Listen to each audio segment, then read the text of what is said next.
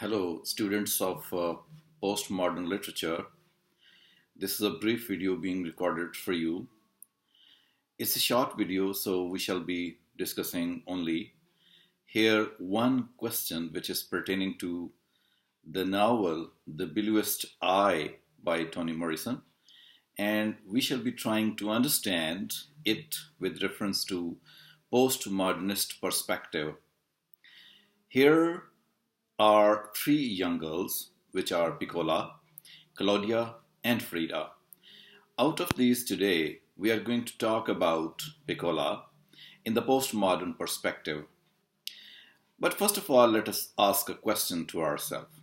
Pecola wants to be beautiful. She stands before the mirror and thinks that she should have been very beautiful, which she is not, she thinks. In fact, she wishes for the pair of blue eyes, and she also wants to have very beautiful golden hair on her head so that she can call herself beautiful. The question is, why does she wish for such things? Why she needs this type of color of the hair, and why does she need the type of eyes which are blue in color? That's the question. In fact, this question arises that why a human being is when that human being is equipped with such things, that human being may be considering himself or herself to be a beautiful person, and then if these things are not with Pecola, Pecola may be thinking herself a less beautiful person. What is the reason behind that?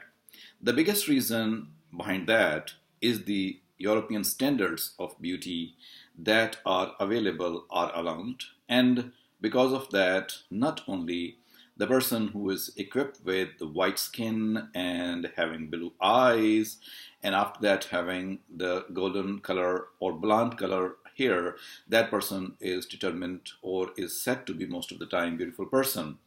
So seen in this context, Pecola is not beautiful at all, and that is why she wishes to be so. In fact, the problem with Pecola is that she has learned so far that what is white is right and what is not white is wrong. So, because of all these concepts in her mind, there is a kind of problem going on that she is not beautiful. And this thing is tested and tried outside of her home, inside the school as well. When she is at school, for example, she is ridiculed, she is talked about. The people are not going to give her space to be a good person. But most of the time, people would judge her on the basis of these standards of beauty. And as a result, she is rejected, she is not liked, and she is termed to be so not only outside of the home. And her problem doubles itself up at that time when she is not getting any support at home. So, in this way, she is thought by the people not an acceptable person in that society, outside of the home as well as inside of the home. These double outcasting, these double not liking in case of Pecola makes her wish for the pair of blue eyes and the blonde hair so that she can be as beautiful as possible.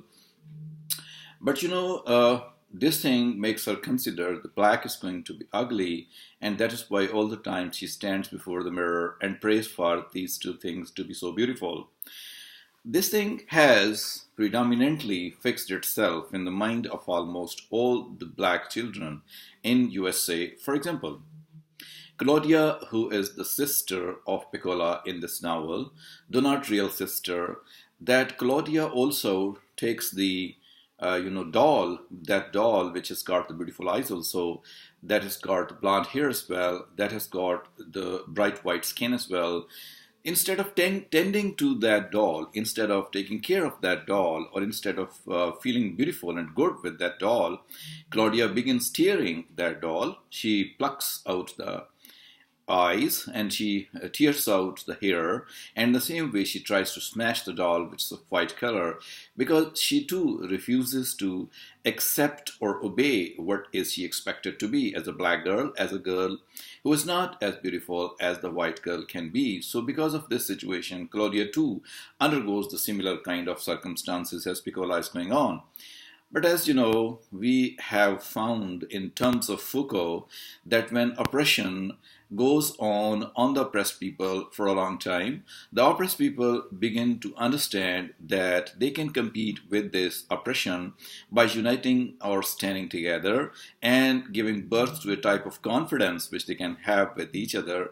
And because of this, they gain strength, as it is happening these days with the modern Orient, that in the past time, Edward Saïdian Orientalism would portray the Orient to be the weak, to be the ugly, or to be all the negative sides of personality. But today, this very Orient has become united and is posing a significant kind of threat in the shape of the power that it's going to assume, and that power is challenging the power of the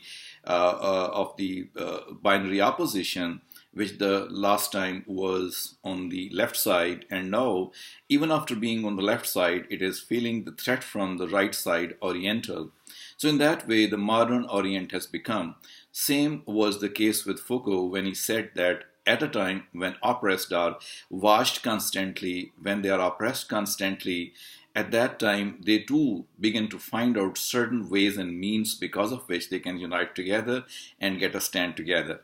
So that is why very soon Pecola finds support and help in the shape of Claudia and her sister Frida, and as a result they begin defending themselves as well. Because of that, the things go round, and although Pecola is not that satisfied, but still she gains strength at home. So when this kind of thing keeps on happening, at that time, first of all, the personality is shattered, but after that, the traditional norms get shattered, and because of this shattering, new situation continues to develop, and that is why this situation becomes postmodern.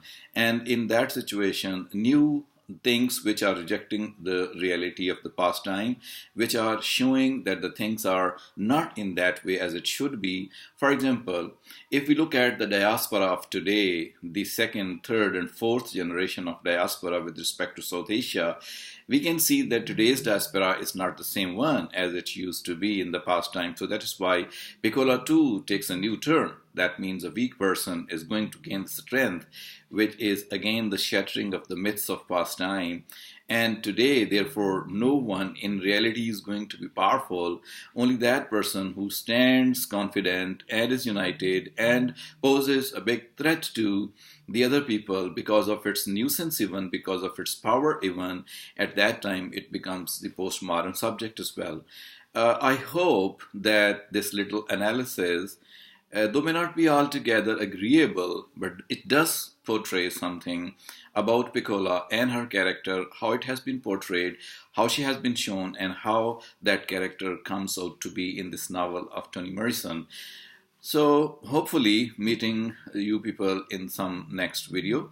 So far it's sufficient, the thing that I wanted to say today with respect to Pecola's character in Toni Morrison's novel, The Bluest Eye, within the postmodernist perspective.